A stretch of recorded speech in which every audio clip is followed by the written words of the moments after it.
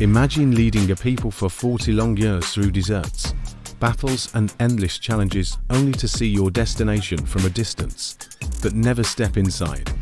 That was the final chapter of Moses' incredible journey. After decades of wandering in the wilderness, the Israelites finally stood on the brink of the Promised Land. Their hearts longed for the land flowing with milk and honey, the land God had promised to Abraham, Isaac, and Jacob. But for Moses, the faithful leader who had stood before Pharaoh, parted the Red Sea and spoken with God face to face, this journey was coming to an end. God had led Moses up to Mount Nebo, to the peak of Pisgah, overlooking the land of Canaan. From that high mountain, Moses gazed across the horizon.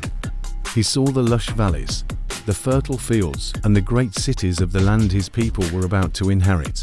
It was breathtaking, a vision of God's promise fulfilled. Yet God had already spoken. Because of Moses' disobedience at Meribah, he would not enter the land himself. Standing on the mountaintop, Moses was allowed to see the promise, but not step into it. And there on Mount Nebo, Moses' earthly journey ended. The Lord himself buried his servant in an unknown place, but his legacy remained eternal. He had led God's people from slavery to freedom, and his story still inspires generations to trust and obey God, even when the road is long and the destination feels just out of reach. Moses didn't enter the Promised Land, but his faith carried him to something greater, the eternal promise of God. And his story asks us a powerful question. Are you walking faithfully toward the promises God has set before you?